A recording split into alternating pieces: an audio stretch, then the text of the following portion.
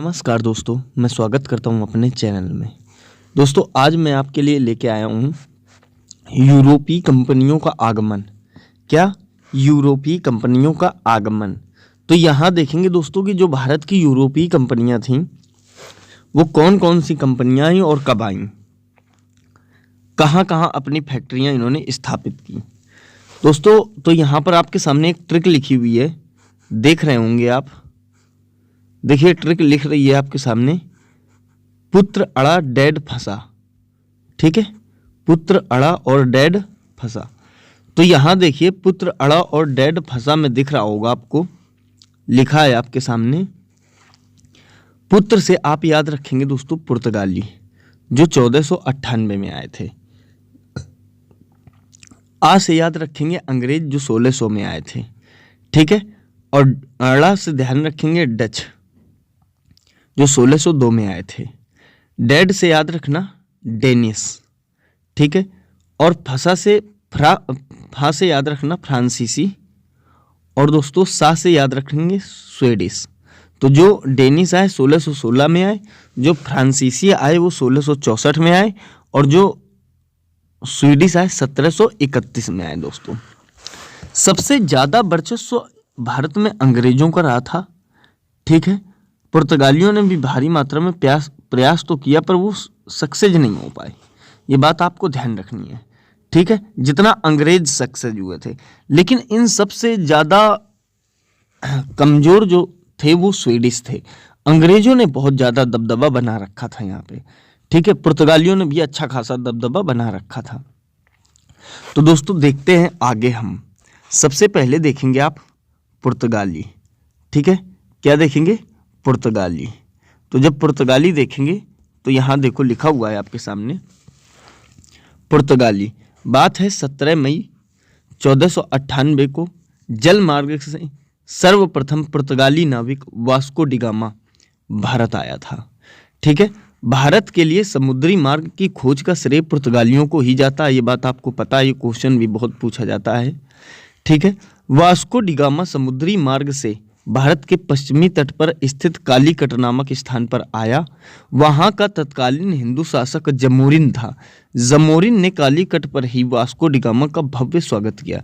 तो ध्यान रखेंगे दोस्तों, जब वास्को डी गामा समुद्री मार्ग की खोज करके भारत आता है तो वहां पर जहां पहुंचता है कालीकट में, तो कालीकट में जो स्थान था, उस कालीकट में जब पहुंचता है तो वहां का जो शासक था वो जमोरिन था। और जमोरिन इसका दोस्तों भव्य स्वागत करता है, बहुत स्वागत करता है कि तुम कहाँ से आए हो, कैसे आए हो, ये सारी चीज़ें इसके समक्ष रखता है। कौन? Vasco D gamma.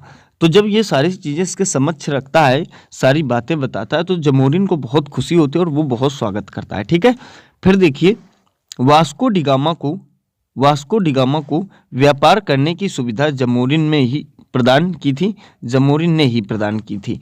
ठीक है, यूरोपियों का भारत में आने का मुख्य मकसद व्यापार करना था। वास्को डी गामा ने केप ऑफ गुड होप, दोस्तों ये क्वेश्चन पूछा जाता है, के रास्ते भारत तक के समुद्री मार्ग की खोज की थी। ये बात ध्यान रखना, केप ऑफ गुड होप के रास्ते। ठीक है, अगला पॉइंट दोस्तों यहाँ पर आपको देखना है, तो यहाँ गौर कीजिएगा आप, एक बात देखिएगा, यहाँ पर लिखा हुआ है 1505 ईस्वी में फ्रांसिस्को डी अल्मोड़ा। ठीक है, क्या नाम है? क्वेश्चन पूछता कि 1505 ईस्वी में कौन सा पुर्तगाली आया था? तो याद रखेंगे दोस्तों, फ्रांसिस्को डी अल्मोड़ा नामक पुर्तगाली को भारत में पुर्तगाली क्षेत्रों का अधिकृत गवर्नर बनाकर भेजा गया। फ्रांसिस्को डी अल्मोड़ा को हिंद महासागर में व्यापार पर पुर्तगालियों का नियंत्रण स्थापित करना था। ठीक है दोस्तों, इसका यही काम था कि जब ये यहाँ आएगा भारत, तो यहाँ पर आने के बाद वो पुर्तगालियों पर जो है अपना नियंत्रण जो है बाकायदा बहुत अच्छी तरीके से बना लेगा। जिससे क्या होगा कि मतलब यहाँ के जो लोग होंगे ना, वो इसको मतलब लगेगा कि नहीं, इसने अपना काम किया है अच्छी तरीके से, और ये अपना काम अच्छी तरीके से कर लेगा। ठीक है दोस्तों, तो इसको केवल नियंत्रण के थ्रू भेजा गया था पुर्तगाल से। ठीक है, तो नियंत्रण स्थापित करना था इसका काम, पर वह इसमें असफल रहा, पर वो इस काम को ढंग से कर नहीं पाया और असफल हो गया। ठीक है, और 1509 ईस्वी में वापस पुर्तगाल चला गया। दोस्तों, फिर क्या होता है, फ्रांसिस्को डी अल्मोड़ा के बाद 1509 ईस्वी में जो है आपका अल्फांसो डी अल्बुकर्क।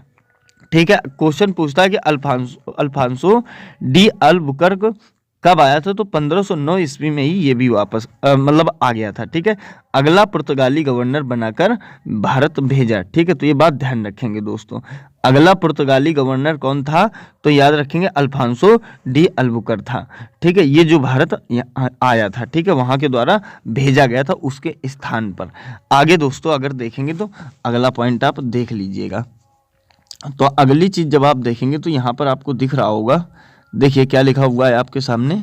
यहाँ कह रहा है अल्बुकर्क को ही भारत में पुर्तगाली शक्ति का असली संस्थापक भी माना जाता है। तो अब पुर्तगाली संस्थापकों की अगर बात करें तो असली संस्थापक किसे मानते हैं, तो याद रखेंगे दोस्तों अल्बुकर्क को। ठीक है, अल्बुकर्क ने पुर्तगालियों को भारतीयों से शादी करने की सलाह दी। ये चाहता था कि मतलब ये जो मतलब पुर्तगाली हैं वो भारतीय लड़कियों से शादी करें, और शादी करेंगे तो यहाँ पर जो है जनसंख्या ना पुर्तगालियों की बढ़ जाएगी। इसकी ये सोच थी, ये विचार था, ये थिंकिंग था इसका। ठीक है, देखिए शादी करने की सलाह दी थी ताकि भारत में पुर्तगालियों की संख्या बढ़ाई जा सके।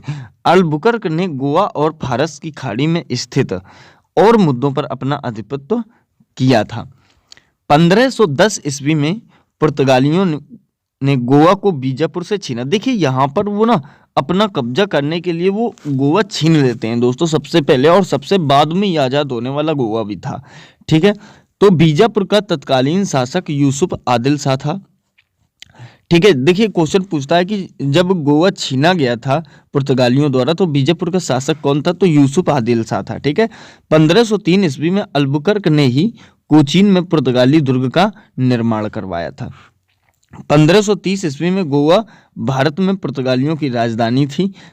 यहीं पर पुर्तगालियों का मुख्यालय था। तो पुर्तगालियों का मुख्यालय क्या था दोस्तों, तो गोवा था। ठीक है, उसके बाद दोस्तों अगला पॉइंट देखेंगे।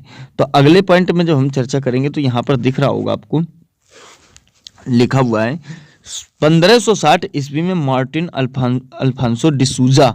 देखिए कब, 1560 ईस्वी में मार्टिन अल्फांसो डिसूजा को गवर्नर बनाकर भेजा गया, जिसके साथ ईसाई संत फ्रांसिस्को जेवियर भी भारत आया। ये ध्यान रखेंगे कि मार्टिन अल्फांसो डिसूजा के साथ कौन भारत आया था, तो याद रखेंगे एक ईसाई संत था जिसका नाम था फ्रांसिस्को जेवियर, जो भारत आया था, जिसने गोवा की स्थानीय जातियों और मछुआरों को ईसाई धर्म अपनाने के लिए प्रेरित किया।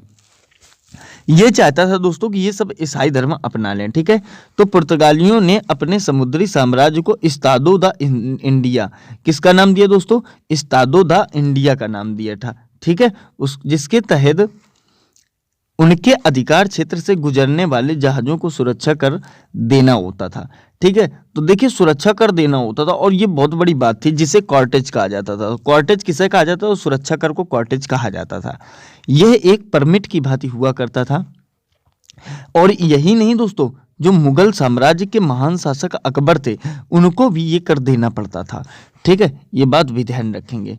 उसके बाद दोस्तों आगे देखिएगा, आगे अगर मैं बात करूं तो यहाँ पर आपको दिख रहा होगा पुर्तगालियों को भारत में मुख्य रूप से क्या करना था, तो भारत में लाल मिर्च, काली मिर्च और तंबाकू के लिए पुर्तगालियों को अब श्रेय जाता है। ठीक है, ये बहुत भारी मात्रा में यहाँ पर किया करते थे। ठीक है, देखिए तंबाकू की खोज कहते हैं कि कोलंबस ने की थी, ये बात ध्यान रखेंगे। ठीक है, उसके बाद क्या होता है, भारत में जहाज निर्माण और प्रिंटिंग प्रेस तकनीक लाने का श्रेय भी पुर्तगालियों को ही जाता है। तो जहाज निर्माण और प्रिंटिंग प्रेस का जो यहाँ पर तकनीक जो अपनाई थी वो पुर्तगालियों ने ही अपनाई थी। ठीक है, फिर देखो 1556 ईस्वी में भारत में पहली प्रिंटिंग प्रेस की स्थापना पुर्तगालियों के द्वारा की गई थी।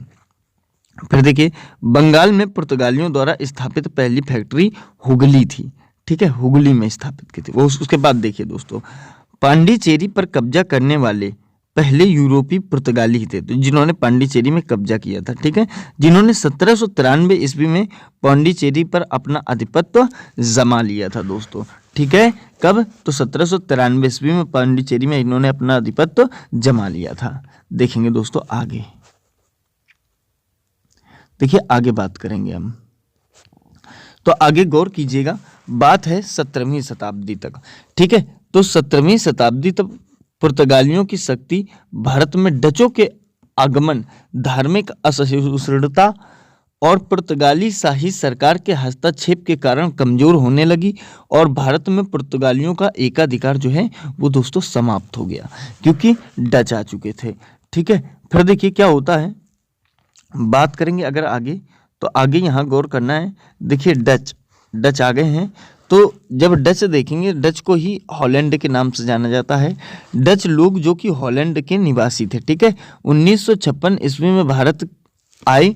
डचों ने 1602 ईस्वी में डच ईस्ट इंडिया कंपनी की स्थापना कर दी। ठीक है, डचों द्वारा ही भारत से व्यापार हेतु सर्वप्रथम संयुक्त पूंजी कंपनी शुरू की गई थी। बंगाल के चिनसुरा, देखिए कहाँ, बंगाल के चिनसुरा में डचों ने एक कारखाना भी स्थापित किया था। ठीक है, तो क्वेश्चन पूछता है कि डचों ने अपना कारखाना कहाँ स्थापित किया था, तो याद रखेंगे चिनसुरा में स्थापित किया था। ठीक है, डच लोगों का मुख्य उद्देश्य दक्षिण पूर्वी एशिया के टापू पर व्यापार करना था। ठीक है, इनका जो मुख्य उद्देश्य था दोस्तों वो दक्षिण पूर्वी एशिया में अपना व्यापार करना था। ठीक है, होता क्या है दोस्तों, भारत उनके व्यापारिक मार्ग में पड़ने वाली बस एक कड़ी थी। ठीक है, 17वीं शताब्दी में डच व्यापारिक शक्ति चरम पर थी। ठीक है, डच लोग भारत में मुख्य रूप से दोस्तों सूती वस्त्र, ठीक है, कौन से वस्त्र, एक तो आपका सूती वस्त्र, अफीम, रेशम तथा मसालों आदि महत्वपूर्ण वस्तुओं का निर्यात करते थे। ठीक है, ये बात ध्यान रखेंगे। 1759 ईस्वी में अंग्रेजों और डचों के मध्य दोस्तों एक युद्ध हो जाता है जिसका नाम था बेदरा का युद्ध। ठीक है, जिसमें डच इतनी बुरी तरह हारे कि भारत से उनके पैर ही उखड़ गए। यही कारण था कि 18वीं शताब्दी में अंग्रेज जो थे ब्रिटिश का सामना बिल्कुल नहीं कर पाए और उनकी शक्ति है ना दोस्तों वो कमजोर पड़ गई थी। ठीक है, तो ये बात आप ध्यान रखेंगे। फिर देखिए दोस्तों हम बात करेंगे अंग्रेजों की। ठीक है, तो जैसे अंग्रेज देखेंगे आप, यहाँ पे लिखा हुआ है आपके सामने अंग्रेज या फिर आप कह सकते हो ब्रिटिश। ठीक है, तो भारत में व्यापार हेतु आई सभी यूरोपीय कंपनियों में से अंग्रेज ब्रिटिश सबसे शक्तिशाली थे। ठीक है, 1599 ईस्वी में जॉन मिल्डन हॉल, कौन दोस्तों, 1599 ईस्वी में जॉन मिल्डन हॉल नामक पहला अंग्रेज भारत आया था। ठीक है, तो याद रखेंगे 31 दिसंबर 1600 ईस्वी में तत्कालीन महारानी एलिजाबेथ प्रथम द्वारा ब्रिटिश कंपनी को भारत से 15 वर्षों तक व्यापार हेतु अधिकार पत्र प्रदान किया गया। कहने का मतलब वो उन्होंने भेजा था तो एक 15 वर्षों तक के लिए व्यापार के लिए एक अधिकार पत्र के साथ भेजा था।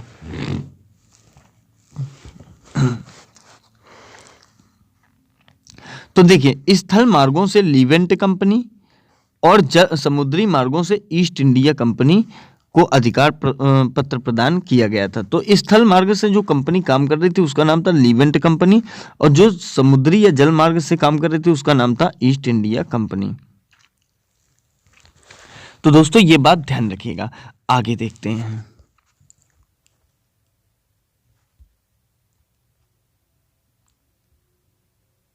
देखिए आगे जब देखेंगे तो यहां दिख रहा होगा आपको, इसी कंपनी से 1608 ईस्वी में कैप्टन हॉकिंस, ठीक है, कौन आया, कैप्टन हॉकिंस आया तत्कालीन मुगल शासक जहांगीर के दरबार में।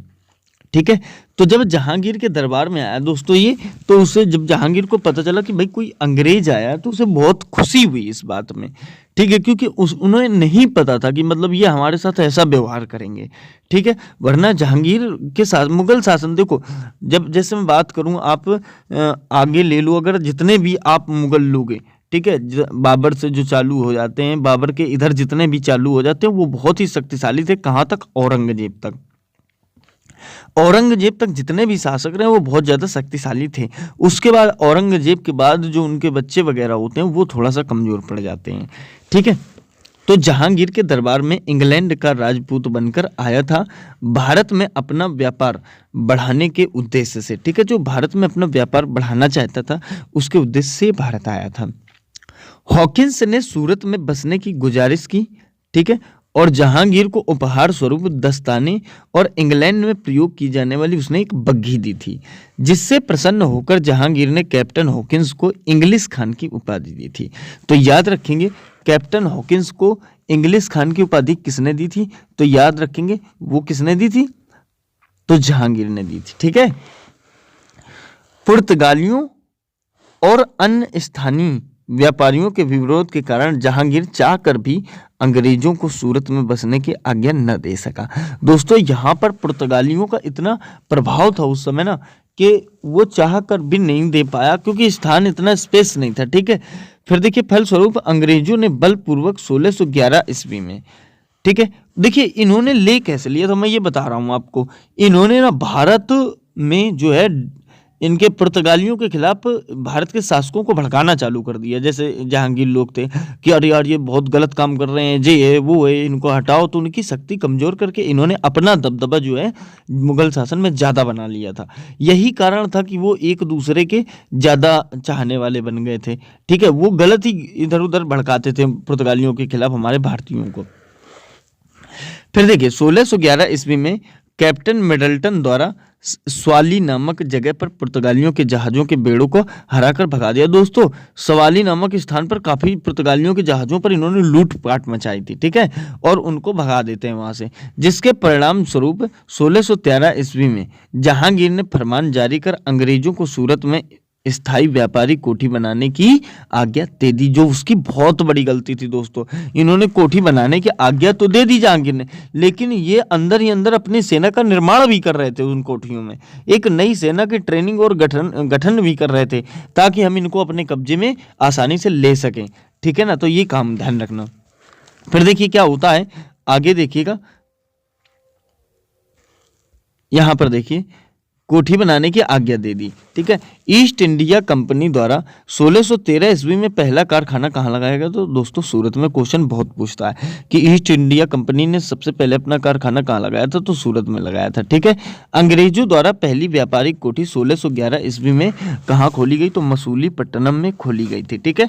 23 जून 1757 ईस्वी में हुए प्लासी के युद्ध के बाद अंग्रेजों का भारत पर पूर्णतः प्रभुत्व हो गया था। ठीक है।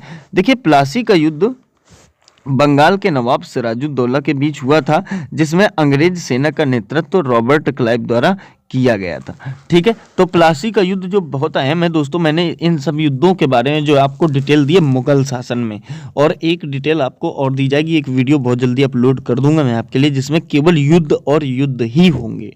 ठीक है। तो ध्यान रखेंगे। फिर देखिए आगे क्या होता है। ठीक है। तो ये प्लासी का युद्ध हो जाता है, किसके किसके बीच हुआ दोस्तों? तो नवाब सिराजुद्दौला और जो अंग्रेज सेना का नेतृत्व कर रहे थे रॉबर्ट क्लाइव के द्वारा। ठीक है। तत्पश्चात 22 अक्टूबर 1764 ईस्वी में हुए बक्सर के युद्ध में अंग्रेजों की जीत के बाद देखिए क्या हुआ कि बक्सर का युद्ध हुआ दोस्तों। इस युद्ध में ना अंग्रेजों की जीत हुई। भारत में कोई भी ऐसी राजनीतिक शक्ति नहीं बची या शासन नहीं बचा। इस युद्ध के बाद भारत में कोई ऐसी सी शक्ति या शासन नहीं बची जो इनका सामना कर सकती थी, जो अंग्रेजों को हरा सके। ठीक है। जो अंग्रेजों को हरा सके। बक्सर का युद्ध बक्सर नगर के पास ब्रिटिश ईस्ट इंडिया कंपनी और देखिए किसके किसके साथ हुआ था।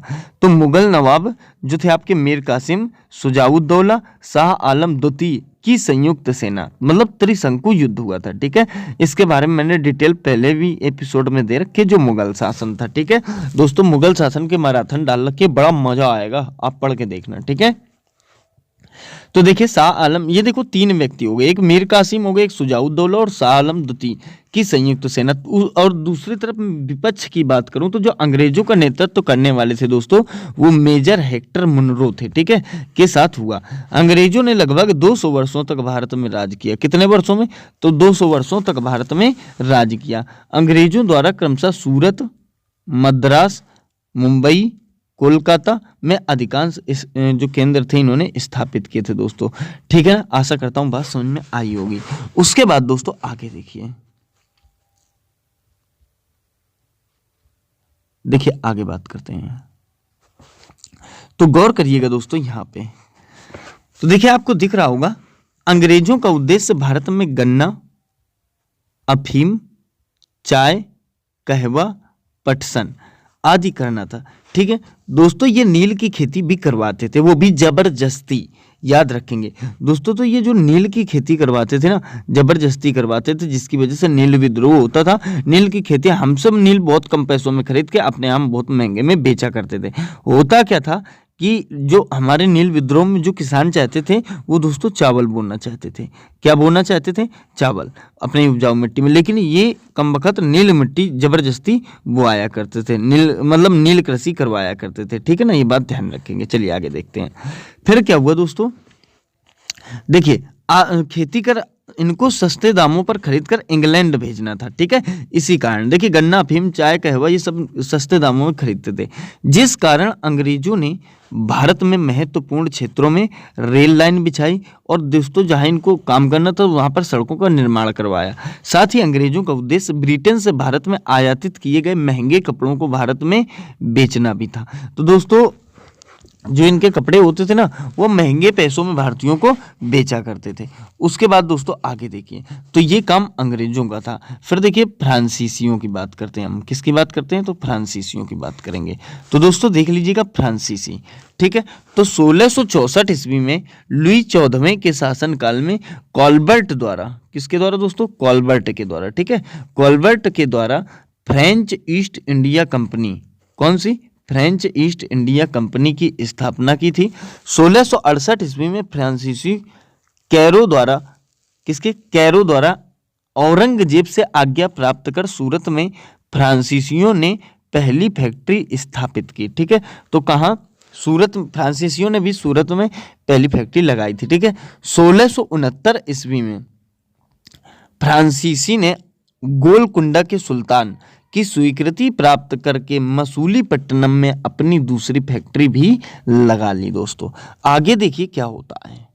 ठीक है, आगे जैसे हम बात करेंगे तो फ्रांसिस मार्टिन ने 1673 ईस्वी में बलीकोंडापुरम के सूबेदार से, ठीक है, कहाँ से? तो बलीकोंडापुरम के सूबेदार से, एक ये मुगल शासन का छोटा सा शासक था। ठीक है, तो सूबेदार से छोटा गांव प्राप्त कर पांडिचेरी की नींव रखी। ठीक है, 1774 ईस्वी में बंगाल के सूबेदार सहिस्ता खान ने चंद्रनगर में कोठी बनाने की आज्ञा प्रदान कर दी। दोस्तों फिर क्या होता है, 1742 ईस्वी में फ्रांसीसी गवर्नर डुप्ले, देखिए फ्रांसीसी गवर्नर 1742 में आया और उसने बहुत काम किया। ठीक है, द्वारा फ्रांसीसी शक्ति बढ़ाने और भारतीय राज्यों पर कब्जा करने के कारण फ्रांसीसी और अंग्रेजों में संघर्ष प्रारंभ हो गया।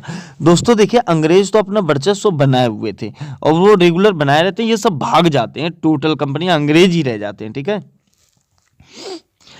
देखिए फिर संघर्ष हो गया, प्रारंभ हो गया।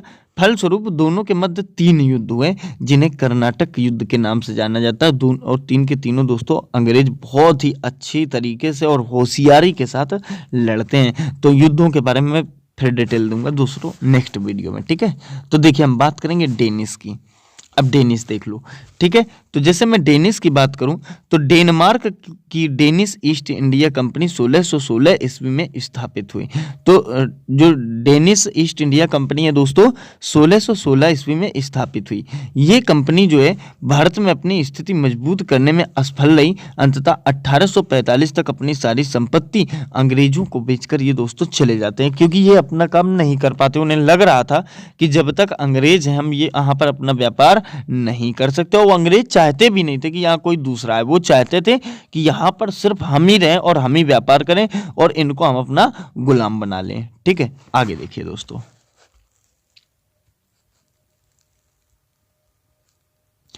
आगे देखिएगा, यहां पर आपके सामने लिखा हुआ है डेनिसों ने 1620 में त्रोंकोबार जो आपका तमिलनाडु में पड़ता है तथा 1676 ईस्वी में श्रीरामपुर, कहीं कहीं दोस्तों श्रीरामपुर लिखा हुआ है ऐसे, ठीक है, श्रीरामपुर ऐसे लिखा हुआ है तो उसे नजरअंदाज करना आप। ठीक है, तो देखिए मैं बात कर रहा था आपसे,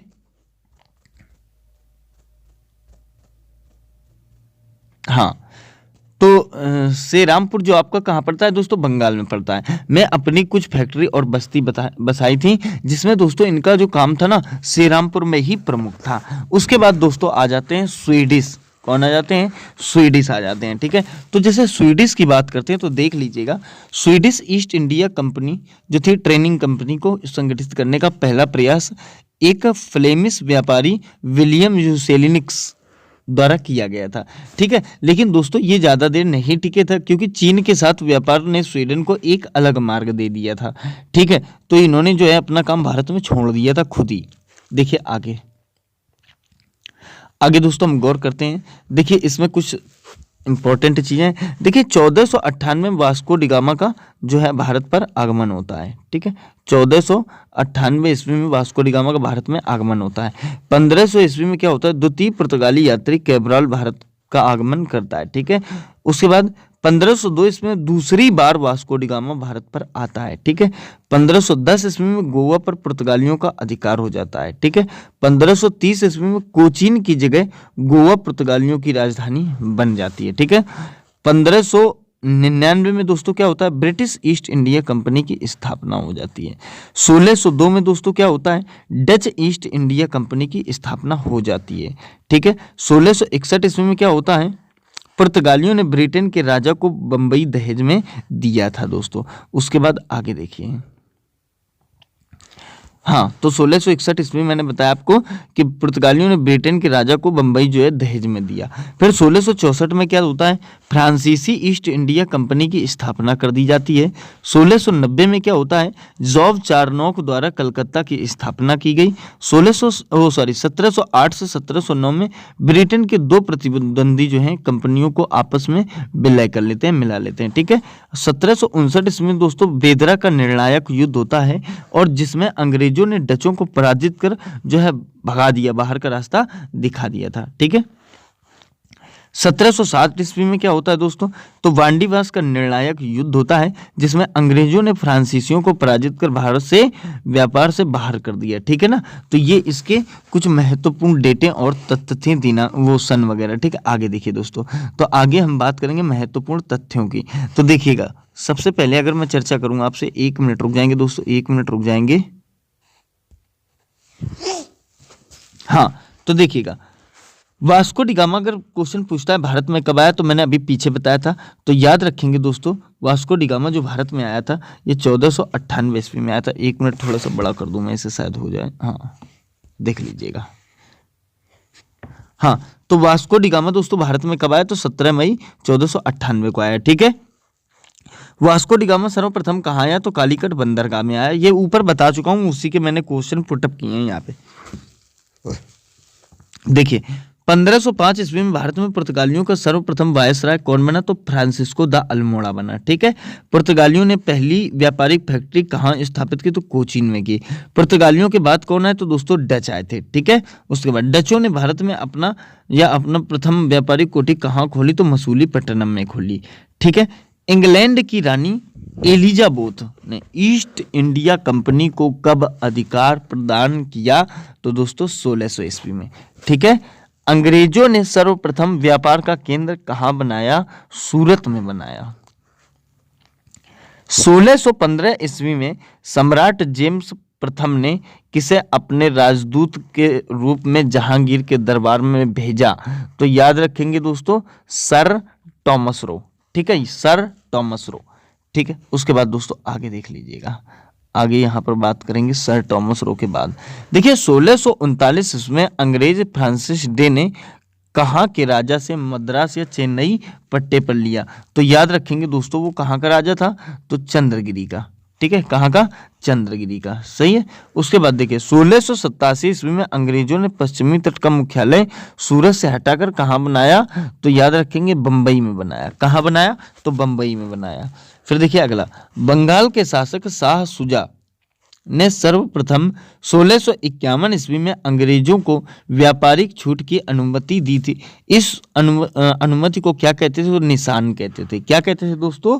निशान कहते थे। ठीक है, भारत में फ्रांसीसियों की प्रथम कोठी फ्रैंको कैरो के द्वारा कहाँ 1688 में स्थापित की गई? तो ध्यान रखेंगे दोस्तों, सूरत में स्थापित की गई। ठीक है, 1674 ईस्वी में किसने पौंडीचेरी की स्थापना की?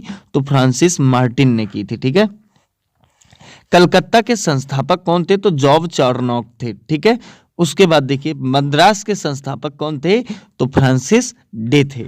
तो दोस्तों आशा करता हूँ ये चीज़ आपकी समझ में आई होगी अच्छी तरीके से। तो दोस्तों आपको बस इसे स्टडी करना है, अगर एक बार में समझ में नहीं आया तो वीडियो को दोबारा देखिए दोस्तों।